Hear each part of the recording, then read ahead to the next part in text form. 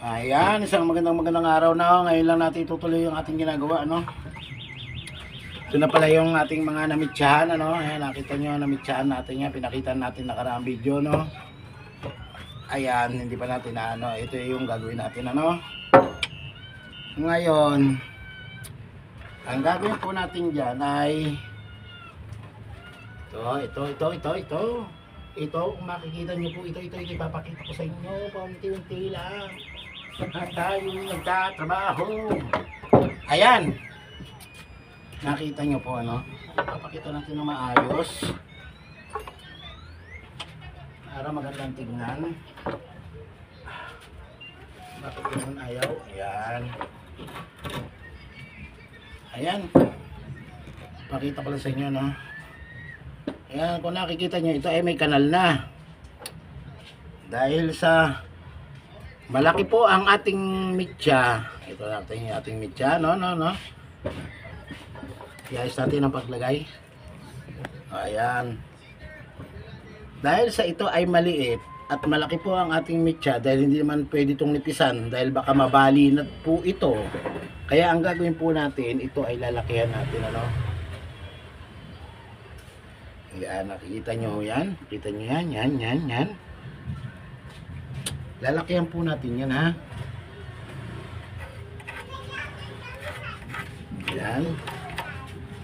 Yan, nakita nyo, may guhit na po. Ayan, nakita nyo ba? Ayan, may guhit na po yan. Babarnahin po natin yan. Kailangan ganito kalaki yung bala, no. Ito yung halos 5'8" na, no. Oh. Ayan, ito po yung pambabarena natin, ano, para kumasya itong ating, ano, ito pong ating pangmitya para po ay kumasya, ano. Kita mo yung pangmitya na yan. Ayan, o, diba? Let's go na po, babarenahan na natin, ano.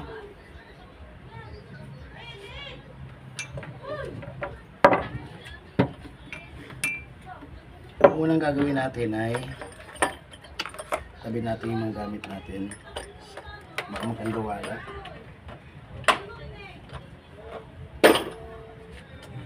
Yan, papaanda rin na po natin siya, ay bubuksan natin siya. Tayo ngayon lang gumawa, ano, tayo may pinuntahan pa. Ayan, kasan na natin itong ating talim.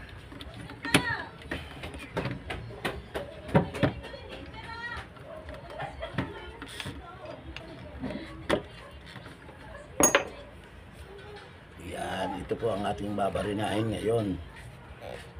Kita niyo yan, babarinahin natin ngayon yan.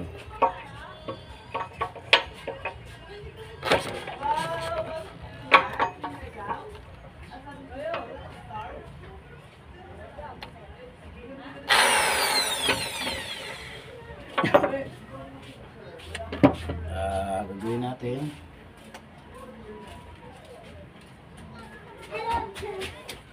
Para hindi tayo mahirapan, papaitin mo natin.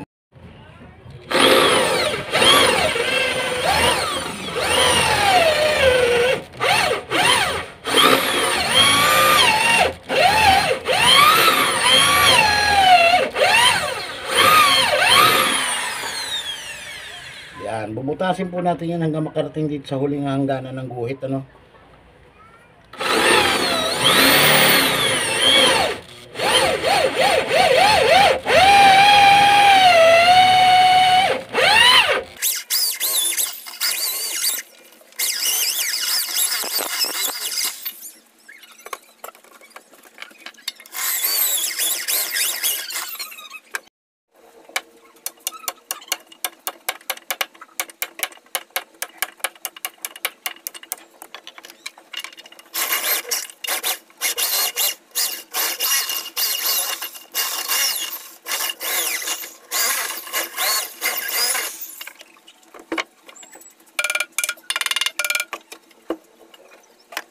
Kung makikita nyo ay sila ay may mga kanya-kanya ng butas, ano, lahat po yan ay may mga butas na, no.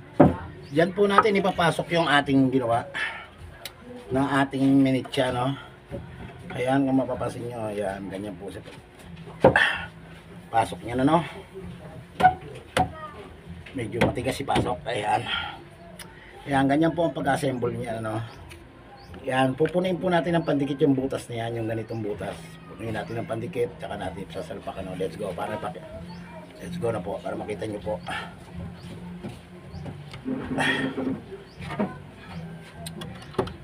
Ito po ang ating stick well na gagamitin. Ng ating pong gagamitin pandikit ay stick well.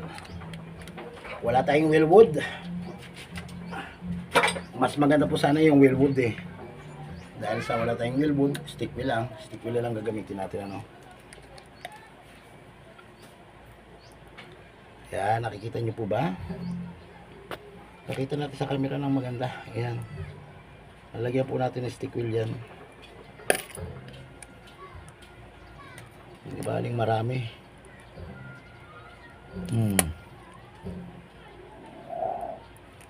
Ayan.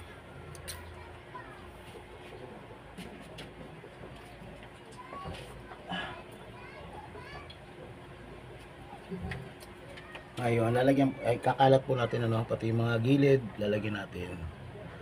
Para sigurado tayo kumapit yung ating kahoy. Tapos ito po ay tutusukan naman natin, ang pinakapako natin ay kahoy din, ano.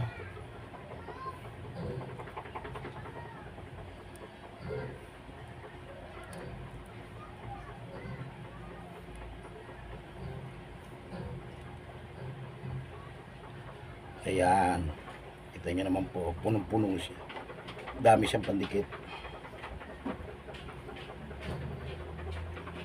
Pag pinuno naman natin ng todo, kakalat lang. At ito rin pong mga gilid, lagyan din natin yan, ano. At huwag niyo po kalimutan maglagay ng ano, ha, magtabi ng basahang basa sa inyong tabi. Dahil pag ito ay umusli ang stick wheel, kailangan pupunasan nyo kaagad, ano, para hindi ma-perwisyo ang ating barnes, ano, kung babarnesan natin siya, yung pinakapintura niya, no. Tara,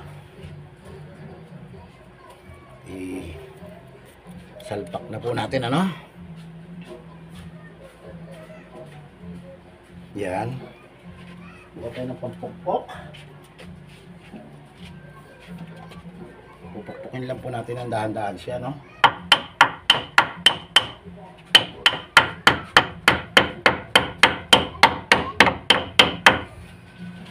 Kaya nakita nyo, hindi pa nakalapat, ano.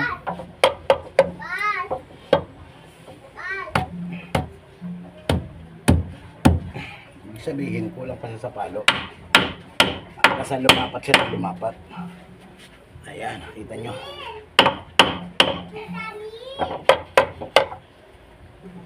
Yan, nakita nyo, lapat na, no. Pakuan muna natin dito kahit 2 pako, ano. Pero bago natin pakuan, kailangan iskwalado na po, ano. Ayan, nakita nyo po, ha. Isalpak natin, papakuan natin, ano. Ayan. Iskwalahin muna po natin yan. Nakita nyo po, iskwalado na, no. Ayan. Tsaka natin siya papakuan. Ang pakong ginamit po natin, finishing na uno medya, no. Ayan, makita nyo. Para hindi masyadong tumagos.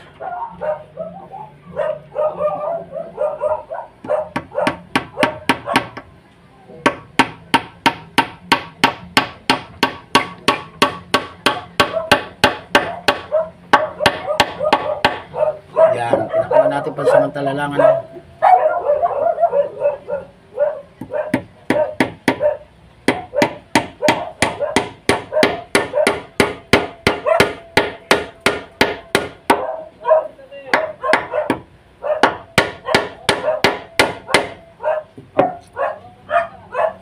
At tanggalin din natin yan, pang eskwala lang, para hindi siya mawala sa eskwala, no. Ayan, nakita nyo, ayan.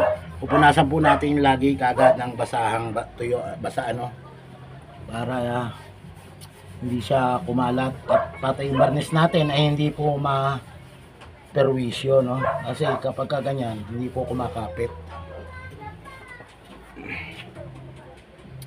Lagyan pa natin yung isa.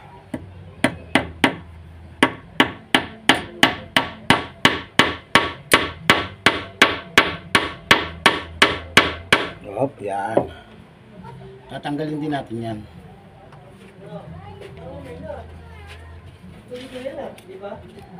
At pagkatapos naman yan, Susunod naman yung nasa dulo, no?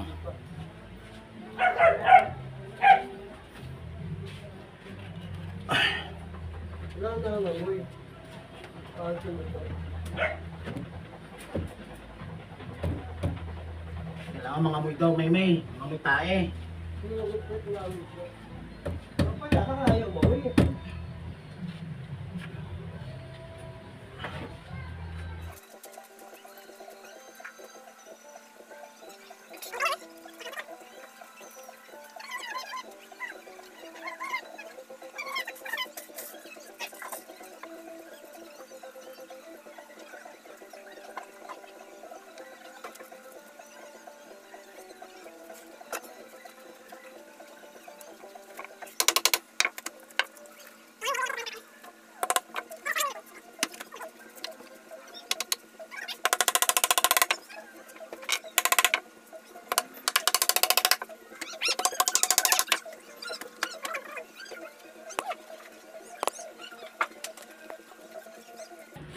Ayan, nakita nyo na po, no? Ngayon, para makatabas tayo ng plywood dito na masukatan natin, isalpak natin tong isa, no? Yan po yung pagsusukatan natin.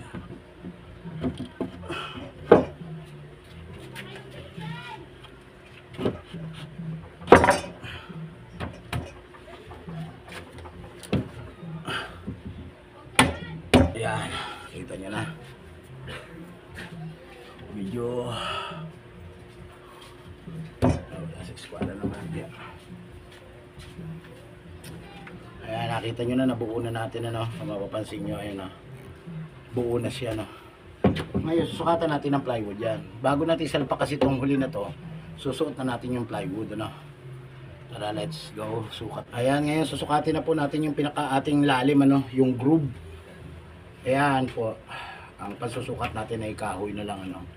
Yan po yung kahoy, yan, nakita yung lapis. Yan po yung gagamitin natin pinakapaleta niya, no? Ayan, pati yung makita, ano? Pati rito sa kabila, tingnan natin kung pare-parehas, no? Pare-pares talaga ang ating groove, no? Ngayon lalagay natin dito para may palatandaan. Yan po yung ating groove na lalim ng groove. Diyan po tayo babase ng sukat ng plywood natin. Alam nyo naman, plywood lang gamit natin. Kabilaan po natin lalagyan, ano?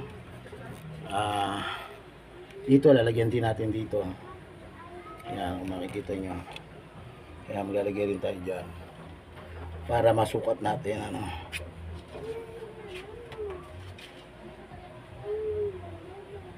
Ayan.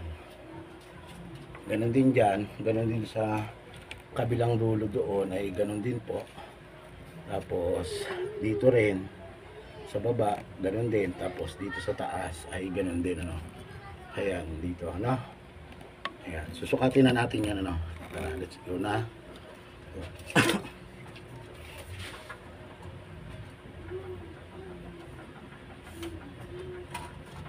Lagyan lang natin ng konting allowance. Bali ito, ang sukat nito ay 182.5. Ayun na. Yung loob po, yung haba 182. 182.5. Ulitin natin. Kailangan dalawang beses tayo mag-uulit ng sukat. Para hindi po tayo sumablay. Ayan, 182.5. By sukat din dito tayo, may allowance din ng bahagya. Dito naman ang sukat niya ay 65.5. Ano? Kahit 65 by 65. Kaya ang puputulin po natin kahoy ay 65 by 182.5. Ano? Tara, let's go. Puputol naman po tayo ng kahoy. Patin natin ang 182.5 by 65. No, tara po. 65.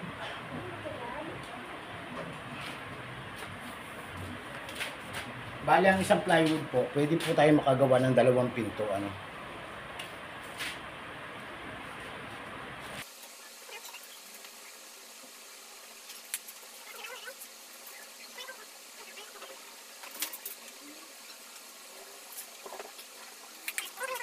Ito na natin, ano, lalagarin naman natin.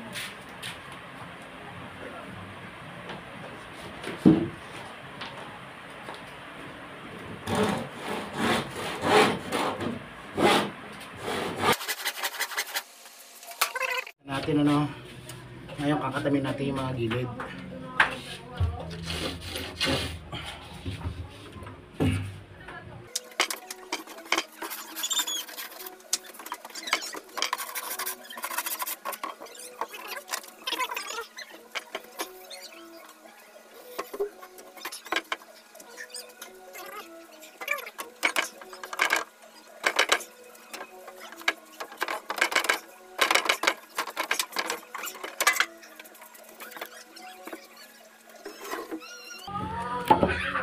Ngayon, bago natin ipasok po yan, naglalagay mo tayo stick wheel sa mga groove niya, no?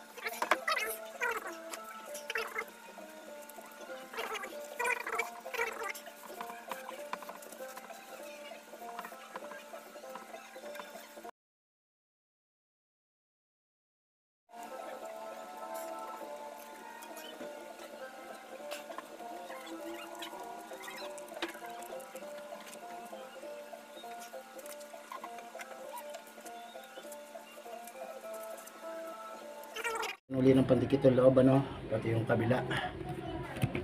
Hindi may pakita yun, pati yung kabila, ano. Ngayon, lalagyan din natin to, no, lahat.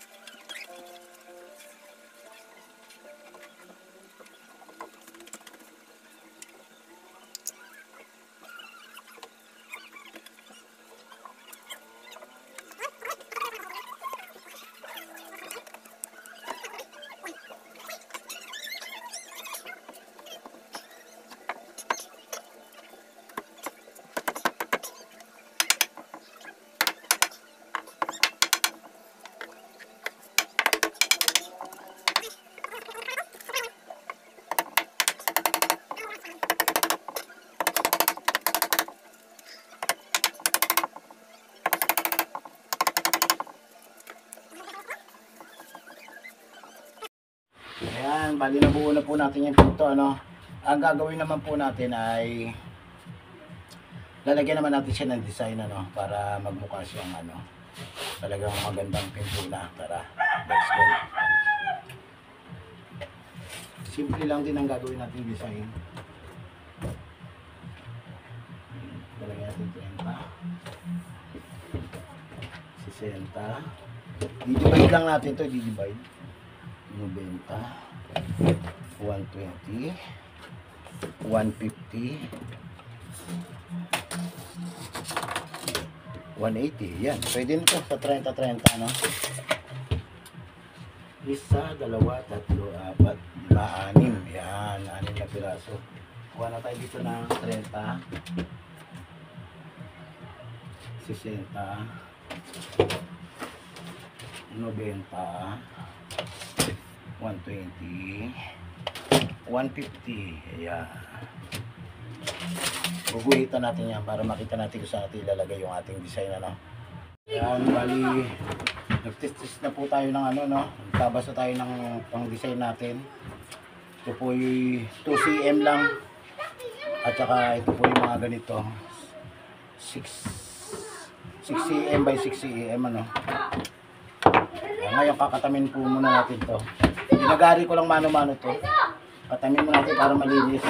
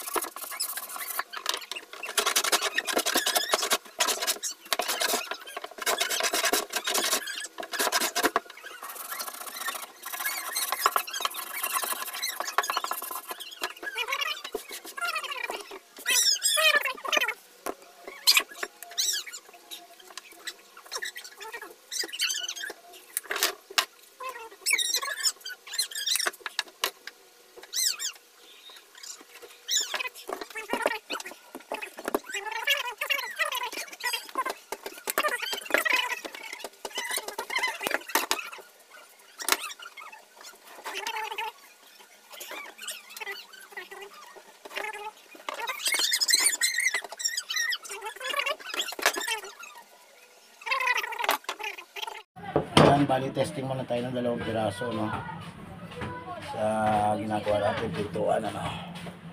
Tara.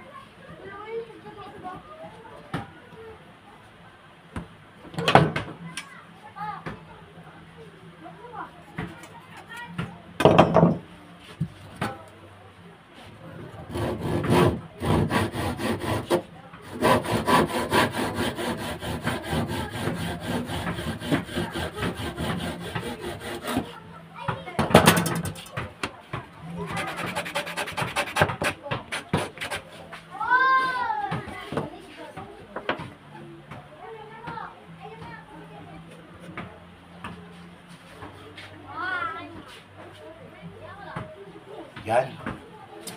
Ayos, medyo maganda tingnan. Pwede na yan. Tuloy-tuloy na natin yan.